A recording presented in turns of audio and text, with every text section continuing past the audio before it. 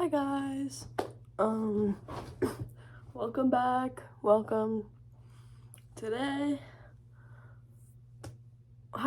before we even get into it, how are you guys doing today? Are you doing good? You having a good day? I hope you are. And even if you're not doing anything today, I'm so proud of you. You're still doing something. I mean, comfy bed. Good for you. It's rainy out. Perfect. But today we're getting into a bit more sensitive topic with eating disorders, and that is mental health and mental health illnesses that could co-join, or you've already been diagnosed, but when they are together, it's co-joined. With eating disorders, obviously all mental health does come into play with it, but some of the most affecting disorders, you could say, is if you have substance abuse issues, or maybe you went through something maybe you have issues with your parents, like body issues type thing, depression, anxiety, bipolar, borderline. I think I said anxiety already, but with anxiety and depression, when you first start getting an eating disorder, you could have just gotten into, maybe you're just having a shit week. So you've been depressed all week, and when you start getting an eating disorder, obviously that mental illness will come into play, because when you're depressed, you're not going to want to move, you're not going to want to get up, you're just going to want to stay in your ball and just pray everyone just like fucks the fuck off, because you don't want to deal with them. And even if you do, it's not like you want to come off as mean, because you really just want to be left alone. But with depression, like, you really are trapped in your own mind, like it's a dark cloud and you're just not sure when it's going to leave.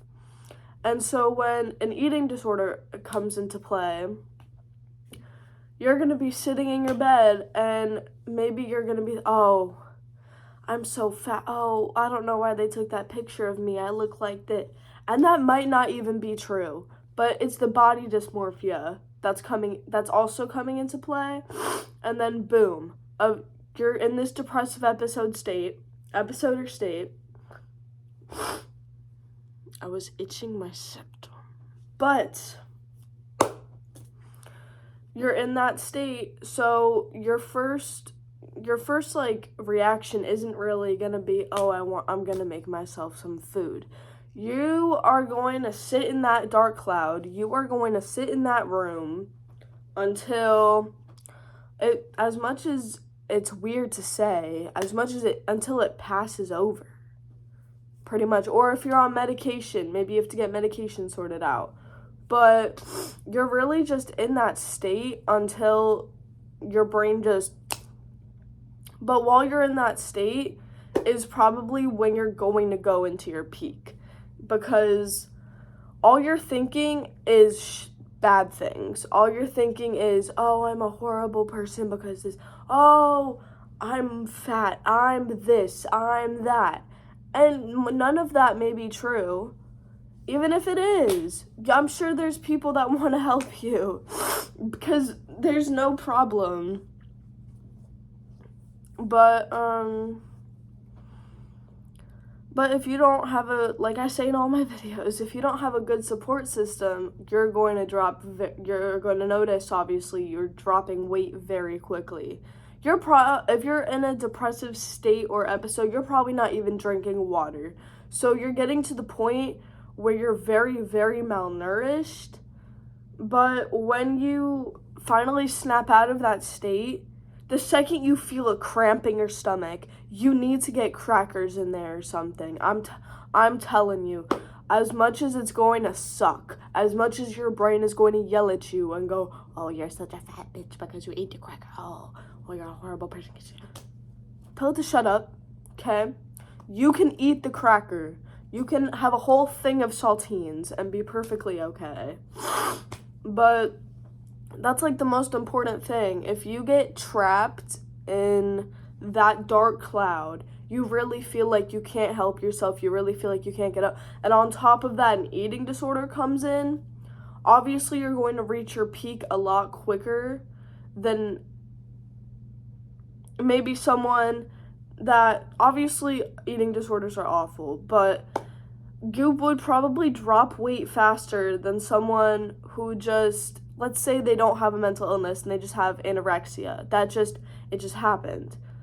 You're gonna drop weight faster than the person who just has anorexia, because it's your brain not just coming into play, but it's coming into play 10 times more, because the whole thing around eating disorders is your brain is literally telling you to fuck yourself. Like, it's not, your body is probably, you probably get the cramps, you probably, like, this tight feeling in your stomach, like, the genuine hunger. You probably feel that, but it's just your brain is going, oh, well, if you eat this, then your cat will fall. Like, it's just the most random, outrageous thing, but when all you hear is that, and you're in that state, you're not going to eat. You're not going to drink. So that's why it's important. The second that you feel yourself start to get better, you need to try and get something in you, even if it's just, never mind the saltines. Drink water, drink juice, drink something. Because depending on how long it went on, you probably got pretty malnourished.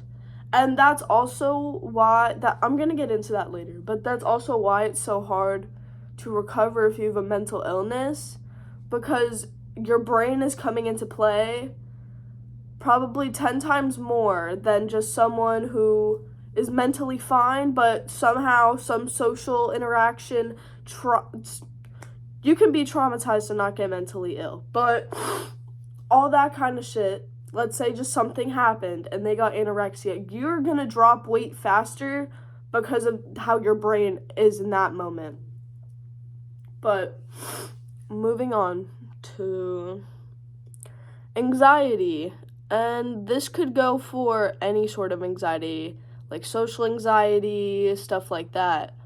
But when you have an eating disorder and you have anxiety, the eating disorder probably came, obviously, if I'm wrong, then I'm wrong. They happen for all different reasons. But if you have anxiety, and then it just seems like to you out of nowhere, you got this eating disorder, your anxious thoughts, they probably got so bad, or maybe you joined a new social circle, or something's happening at home, or something happened 10 years ago, because what happens in your childhood does affect you into adulthood. That's why so many things are coming out, like shadow work and stuff like that, because they really do carry on.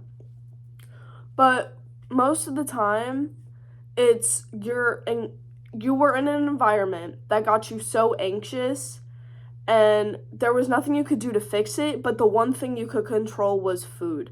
The one thing that you could control during all this anxious time was that you could control what you could eat. Because obviously, once you hit a certain age, yes, your parents will still cook for you, but they kind of, they assume you're going to feed yourself.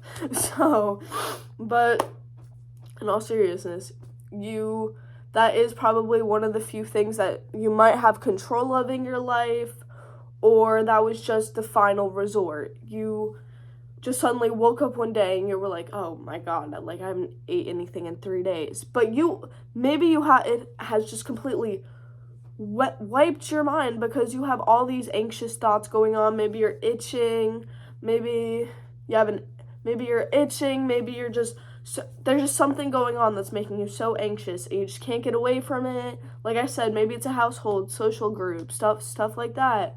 Especially if you joined a new social group and you have social anxiety.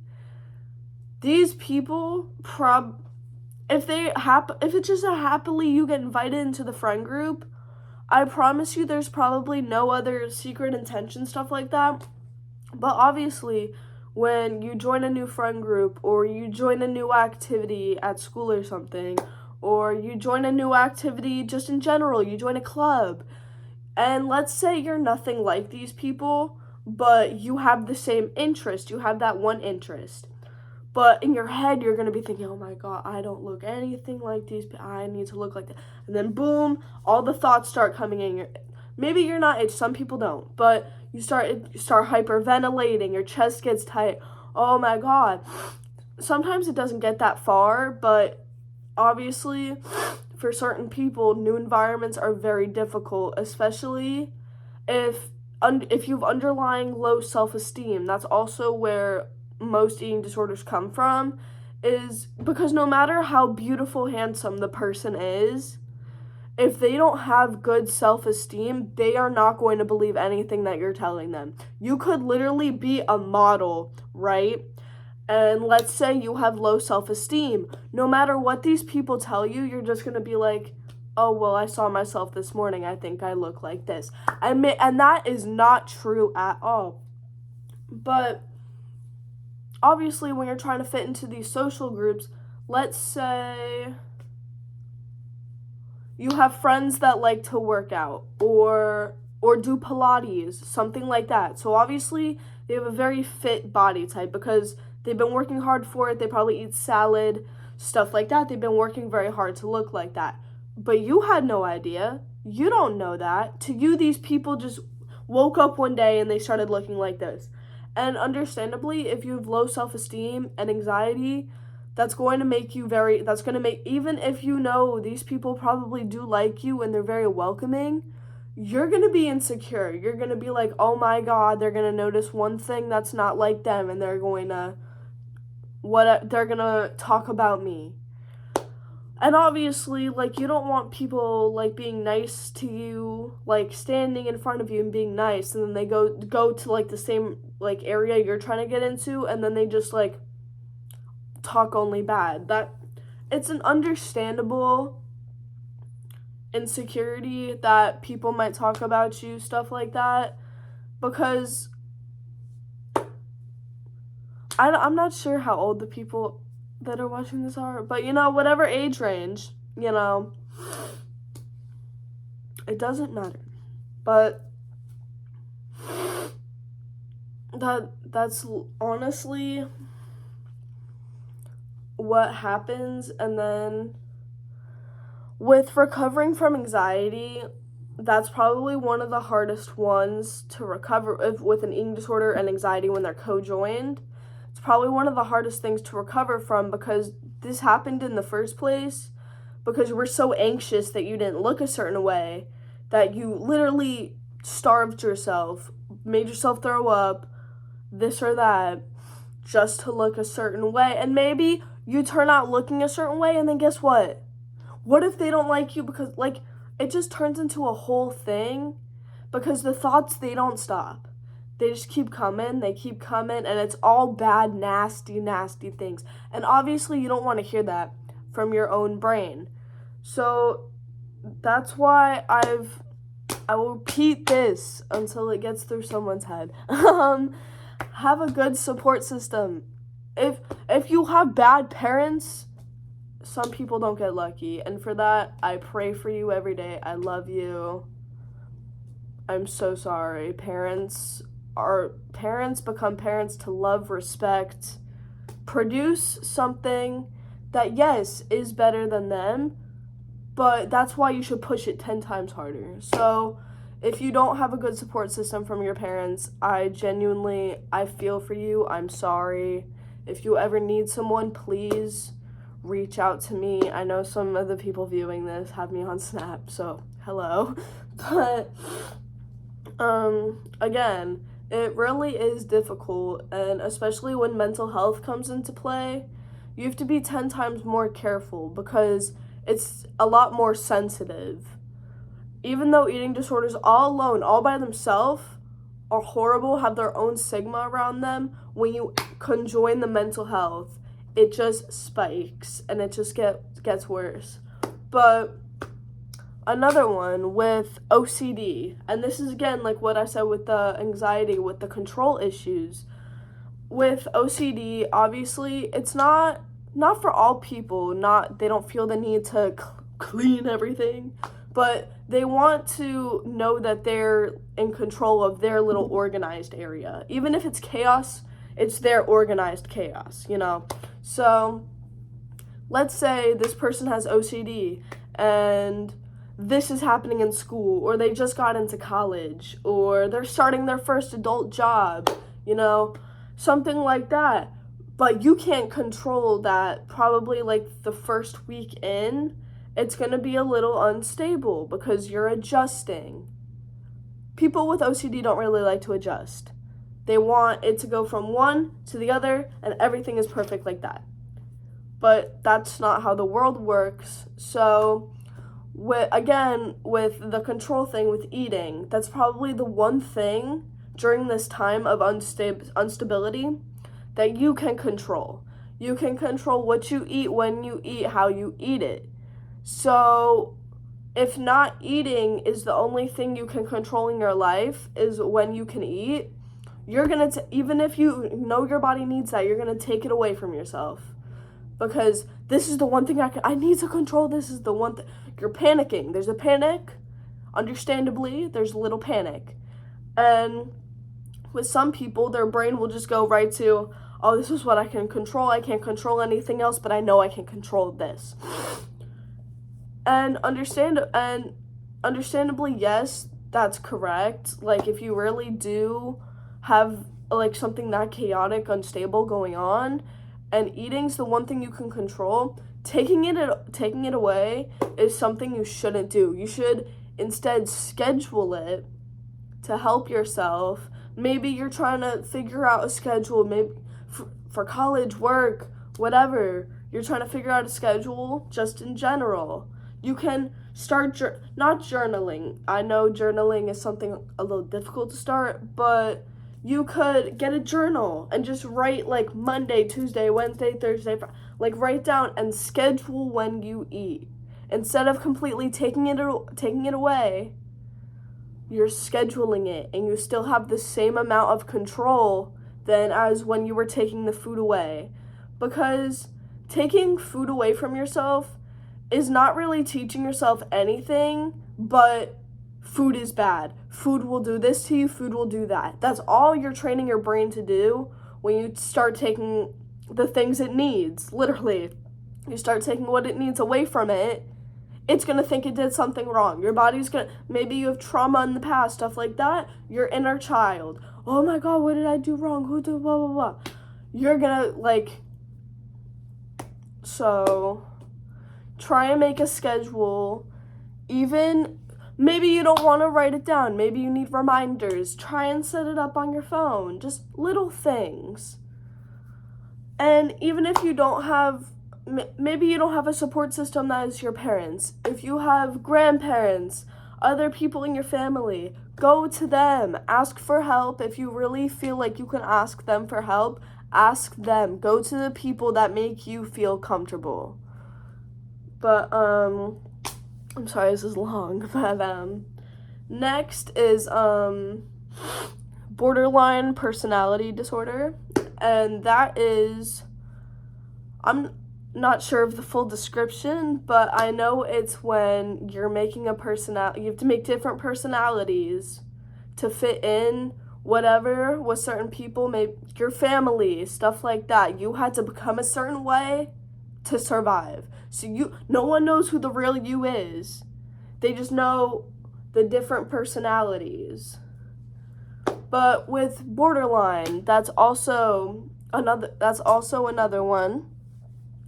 With eating disorders, once your God complex is like, oh, well, maybe I want to be 100 pounds and I want to look like this girl I saw on Instagram. There's no stopping your brain. You're going to look like that in under a week. As much as that is fucked up to say, you would look like that in under a week if you wanted to look like, if your brain wanted you to have that persona that badly. Even if it's no longer a survival instinct, it's just naturally going to come like that. Boom. So now it's, oh, well, if I don't eat, I'm better than you. Oh, look at my body. Obviously, like, see, like, I just woke up like this.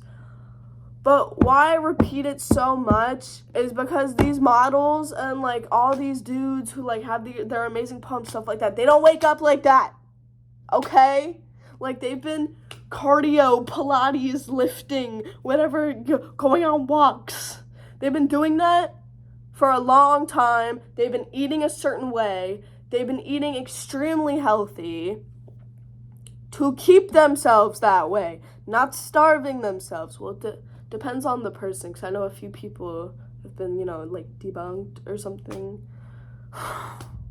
oh, well, I look like that. And then everyone, like, found out there was, like, an underlying eating disorder there. I was like, oh.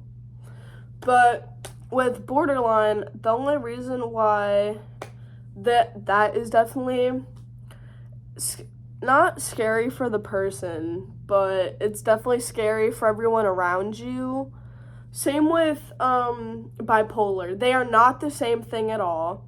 Bipolar, if I'm wrong, please correct me, but I know borderline comes from trauma and bipolar comes from genetics, or on top of that, more childhood trauma. But they are kind of the same in a sense that you're constantly making sure that everyone around you likes you. Everyone around you, even if they don't like you, you're gonna feel like either really insecure or that's going to boost your confidence. You're gonna be like, why do they hate me? What am I wearing? What am I doing? Like, I haven't done anything. Or sometimes you'll just be like, well, I know. And fuck you too. But, it depends on the person. Because, yes, mental health, the names are the same, but it's different on each human being. It's different for everybody. But with borderline and bipolar, if you know that you will be more socially accepted if you are skinny, or if you are extremely skinny, like itty bitty, then you're gonna get itty bitty. Your brain is going to constantly tell you, oh, if you don't run 3 miles, your dog is going to die. Oh, if you eat right now, then what are you really control? Like, it really, like, it takes away the others, and it just, like, your brain, unlike the others, you can kind of, medications can easily, like, even that out for you with depression, anxiety. With bipolar and borderline, I think there's a few medications for borderline, but with bipolar, like, there's literally assisted suicide. Like, they don't want to help you. The government does not give a shit. But, as much as that's mean to say, but,